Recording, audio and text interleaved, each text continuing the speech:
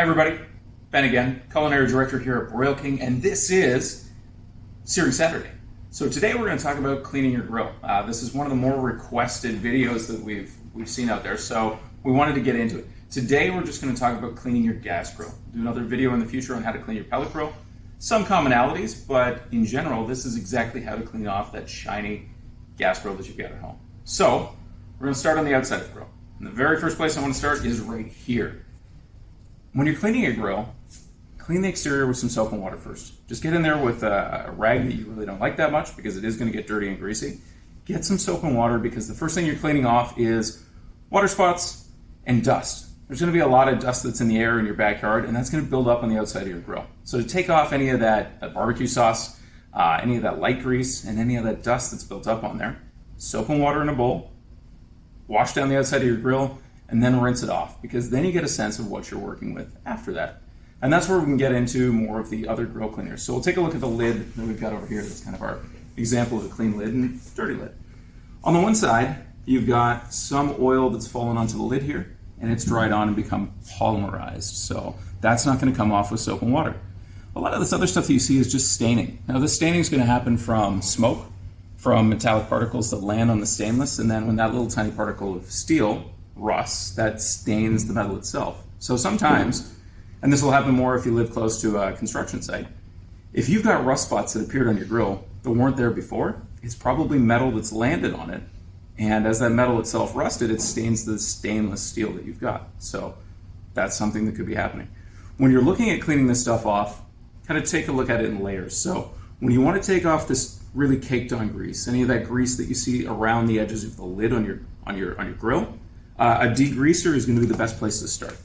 So a degreaser is going to be, well, it's exactly that. It's going to break up that grease, it's going to break it down and make it wipe away easily. So with that same bowl and that same cloth that you were washing with before, start working away at that grease. Now if that grease is too stubborn to come off with a degreaser, and this will pretty much melt most grease on your grill, we've got another product that's called a revitalizer.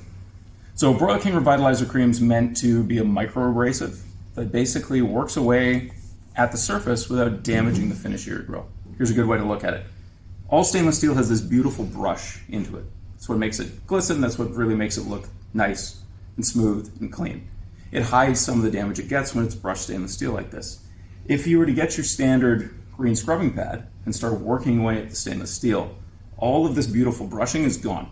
And now it just turns into a swirl pattern, it doesn't look that great, and your grill just starts to look dull. You want to keep this so it looks bright. So a microabrasive, like Revitalizer Cream, you work it with the grain and it doesn't destroy the grain of the stainless steel. So even if you wipe off on a weird angle, you don't wreck the grain of the stainless. So on this lid, what we basically did was we taped it off halfway down the middle. This lid had been cooked on for, I think, a couple months and indoors. So the only thing that we're getting is smoke staining and grease staining on the outside.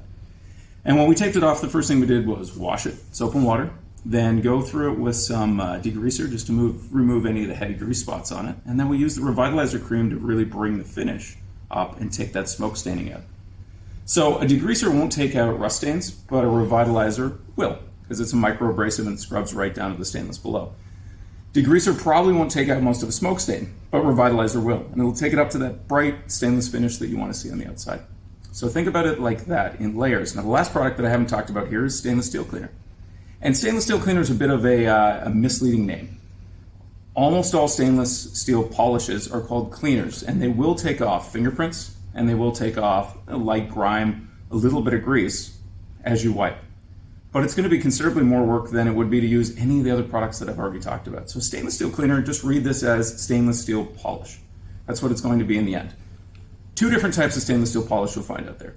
There's going to be those that are very oily, and then those that are kind of waxy. So the Broil King stainless steel polish is going to be more waxy. And the reason it's like that is because when it wipes off clean. It leaves a finish that dust doesn't stick to, it kind of just bounces off of. A really oily stainless steel polish is, as it dries, going to leave oily marks on the outside of your appliance or your grill, and as it's sitting there, any dust is just going to stick to it. You'll notice an oily stainless steel polish because as soon as you look at your grill, there's all of this dust fleckled into that oily finish that you see on the outside. So when you're looking for a stainless steel polish, Broil King stainless steel polish, great way to go. because it's got that nice, smooth, dry finish afterwards. And any of these products can be used in conjunction. Essentially, it's what you're going to need as kind of a 3-stage treatment to get the exterior of your grill from dull to nice and shiny. So cleaning the outside of your grill, really important. Like I said, start by washing it and then see what you've got to do after that. Caitlin, if you want to come over here, you're going to see some of the trouble spots that you've got when you're cleaning your grill. So in our showroom here, we tend to keep them very, very clean. But spots that you're going to notice right off the bat are this front lip on your grill. This is where you're going to get most of your serious staining. And you're going to see it here on the edge of the lid as well. So this area is where you're going to work at it with a degreaser and with a revitalizer to bring this back to new, because it's the area that's going to get the most amount of grease staining. But if you look at the side shelf as well, you get some yellowing there too. And a lot of that staining is from smoke. That comes off easily with either of those two products. Anything that's out towards the edges, it's going to be fairly clean. Most of what you'll see there is sauce, grease, anything that falls off of tools or from food, right? On the front of your grill, one of the things you want to keep in mind is, if you're scrubbing, scrub with a cloth. Don't scrub with that green scrubby pad, because as soon as you get this out and you start scrubbing any of these graphics on the front of the grill, they're going to come off completely. So these are screened under the stainless steel, and as soon as you start scrubbing it with something super abrasive, they're gone. You're taking the graphics off the grill. So use a cloth and the right cleaning products to just clean it up appropriately. When you're cleaning like this, let's make it as easy as possible. So a common mistake that I see with friends and grillers out there that are cleaning, they don't strip the grill first. And when you're cleaning, you got to take all the things off. So any of your tools that you have down below, any of the brushes you have hanging on the sides, take those off first. But we can go further. Let's take the control knobs off, because now you can clean behind them, and you can wash these in the sink now. And let's take off the thermometer. So your lid thermometer attaches by a locking nut on the back. And you can basically spin that nut off, and then the thermometer just lifts right out with the nameplate. So once you've taken that off, and you can see actually on the grill that we've got here, it has staining behind it, smoke staining right behind it. So the last time this thing was clean, the thermometer didn't come off. But then this gives you a much more even surface to wipe. You can clean the thermometer itself easily because you can actually hold it and scrub it right down. And you just get a better finish. You don't have any of those dark edges that end up around your thermometer afterwards. So strip it down, clean it properly, makes your job easier, and gives you just a better finish in the end. So there's some quick tips on cleaning the outside of your grill. And what about cleaning the inside? Well, first place I like to start is this. Do you want a big, greasy, wet mess in your backyard, or do you want something that's easy to clean up? When you're cleaning your grill, if you go at the inside of it immediately with a degreaser, you melt all of this grease and grime on the inside, and then you have to wash it out.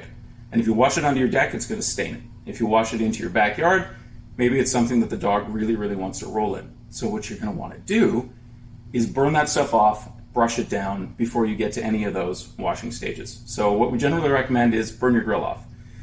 On any Broil King grill, you'll see this area that's kind of the top for power that we call the power zone.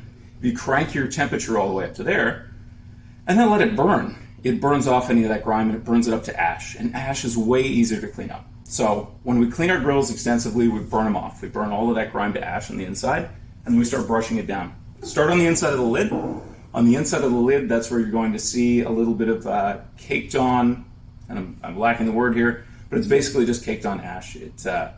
It becomes creosote. There we go. It becomes this creosote surface that builds up in the inside of the lid. Also happens on the back of the cook box. It's smoke that has stuck to the lid and then built up in layers to the point where it dries out and starts peeling in sheets. So we'll commonly get asked, the inside of my lid's peeling. Is the paint peeling off? No, there's no paint on the inside of your barbecue lid. So the stuff that's peeling off is creosote. You should scrape it down, brush it down, and get it off first. So on the inside of the grill, start at the top. Clean the inside of the lid, clean the inside of the hood, and work your way down. You can brush or scrape, and we'll go through some of those products next. And then when you get to the cooking grids, brush them. But brush them on both sides. So let's start with some gloves. We'll need some heavy gloves here. Great way to keep your hands clean. And if you just burned off your grill, your cooking grids could be a little bit warm, so they're a nice touch to have. Clean both sides. So you can see on this cooking grid it's been brushed on the top, but it hasn't been brushed on the bottom. So brush both sides and make sure you brush it all into the grill. All of this grime should fall right into your grill. And as you dig your way down into it, brush the cooking grids, set them off to the side. Take the flavor wave, brush it down, both sides, set them off to the side. and then start working away at the inside of your grill, brushing it, knocking all that down into the grill, and getting it into the bottom. You can take out the plates that are in the bottom. So we've got heat plates directly below the burner here. They give you more vaporization in the bottom, so you do get food on them. But you want to brush this, set it off to the side, and then make sure you can knock as much grime as possible right down into the tray below. On a Broil King grill, you can pull that grease tray out through the side, and you can basically dump out most of the ash. What I do at home often is after I've dumped out that ash, anything that's left, I just vacuum it up with a shop vac. Make sure it's cold. You don't want hot ash in a vacuum. But make sure you vacuum out all that cold ash after you brush it down and dispose of it.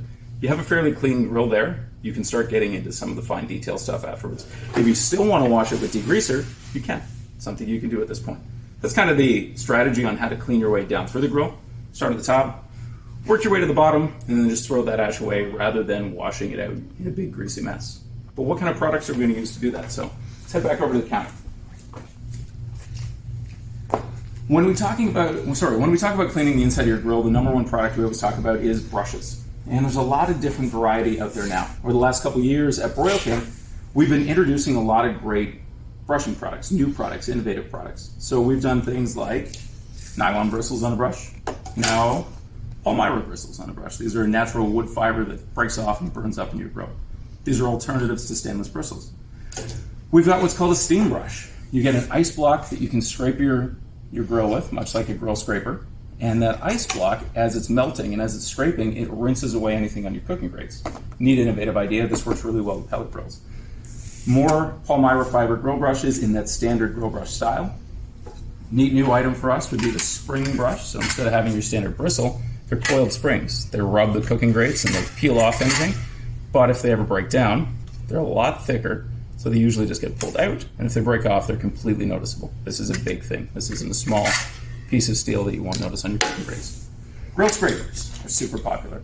Scrape them along the top of your cooking grates, peels everything off but the patina, so you end up with a nice, smooth surface on the cooking grate itself.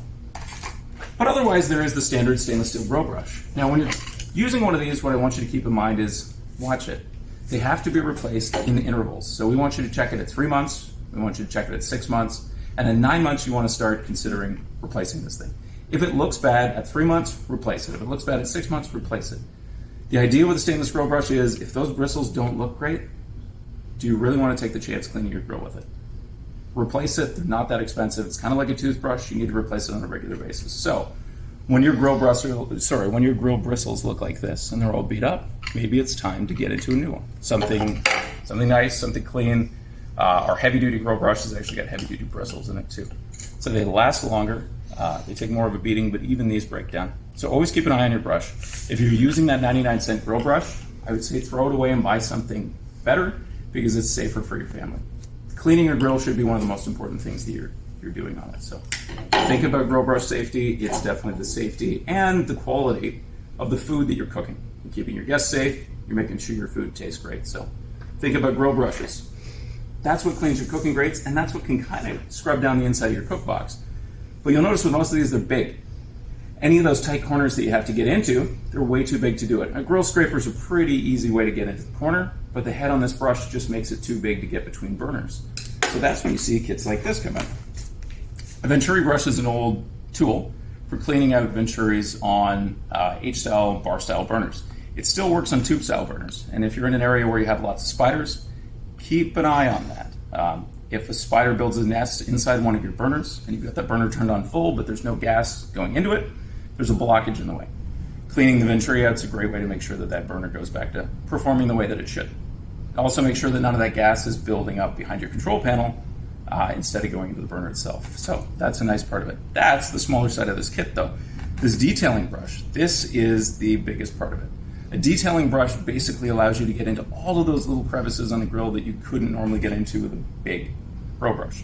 This is how you scrape the sides of your burners. This is actually how you check the ports on your burners to make sure they're wide open, because you can actually poke the hole out again with the port cleaning tool here. So if you get any deposits that build up over the port, you can actually just poke it out and make sure that it's nice and clean. Small scraper for cleaning inside the cook box, small bristles for brushing down areas that are just too small for a standard brush. Good kit to have, especially for deep cleaning. Now, my favorite accessory that we've come out with in the last year is the pellet grill cleaning kit. Originally intended to clean up pellet grills because they get really greasy on the inside, but on any grill, this is probably one of the best kits that you can use. When you're scraping the inside of that lid, scraping the inside of the cook box, scraping down anything that's a flat surface, these two scraping tools are indispensable. It's just a great way to peel off any of that grime that gets really caked on in there. And then as you get down into the grill, being able to sweep any of that away or sweep it lower into the grill to remove it, that's kind of handy. So for a gas grill, although the box says pellet grill cleaning kit, this is a nice tool to have. Nice scoop to scoop all that up afterwards. Definitely a great tool to have in your arsenal. So cleaning the inside of your grill, just as important as cleaning the outside of your grill. Some way in the comments today, we're going to post links to 2 videos that we have that go through what I'm talking about in detail, showing you everything that you need to do with a little bit more imagery. Right. So, cleaning your grill. Don't want to make sure I'm missing anything here. As always, if you have questions, post them in the comments below. Ask away. We are making more and more videos, and we're making a lot of videos around the questions that you ask. So, like I said, I'm Ben Street, Culinary Director here at Broil King. This is Searing Saturday, and thanks for watching.